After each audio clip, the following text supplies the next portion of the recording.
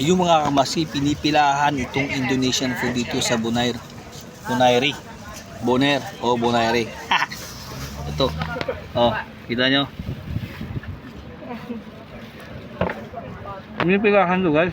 Pero yun mo, 2 oras bago ka maka-order. Sa sobrang dami nag-order. Yung mga taga-carnival, yung mga ibang barko, umu-order na sila online. Nagtitext na sila, nagwa-WhatsApp na bago sila bago tayo maka-order sila muna kasi biro ang dami. 20, 15, 11, 9 yung ino-order. Dami kumakain. So ayun guys, kung gusto niyo mapuntahan, ayan yan yung Indonesian food na ito yung mga Indonesian kumakain sa taas ng kumakain sa taas ng stage para lang so sobrang daming kumakain. Tsaka napakalapit lang sa port. So nandyan lang yung port, ayun, nandyan na yung barko, ito na yung pagkain.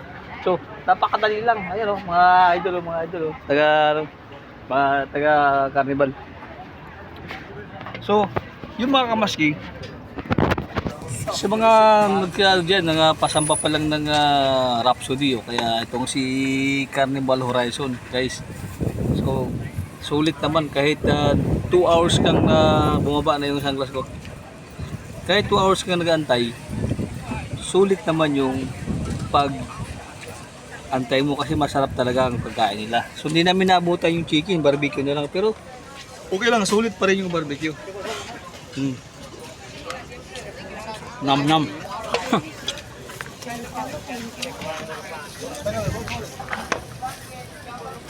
Gusto mga nagtatanong dyan kung magkano. Kailang hindi ko makita yung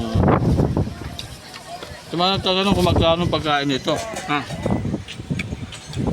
Yung malaking ay $11 yan. $11 to. Ito, $11. Tapos $2 yung Coca-Cola. So pag maliit lang ang order mo ay $7 lang. Yeah. Ayoko na baby.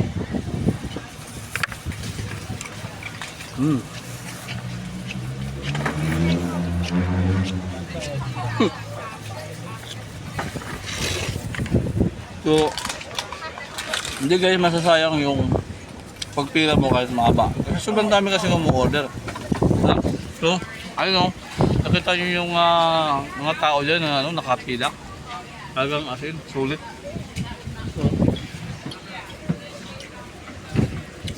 So dapat order ka dito, dapat maaga-aga para makakain kayo kagad. Pero mo, pumila ako 12:30, naka-order ako mag-aalas 2 na. Diba? So, ayun guys, update natin, katabi natin si Carnival Horizon ng Carnival of course. So, ayun. So, sulit yung lasa. Ma'am? Saka $11. So, mag-spend ka ng at least, wala pa, $13 lang i-spend mo, busog ka na. So, sulit na siya. Diba?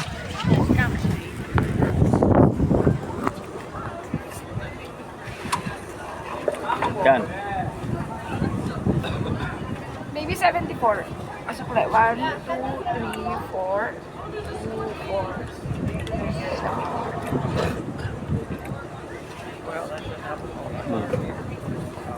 Ayos, diba? Panalo. So yun lang guys, thank you so much for watching. Imbimas TV here on Bonaire.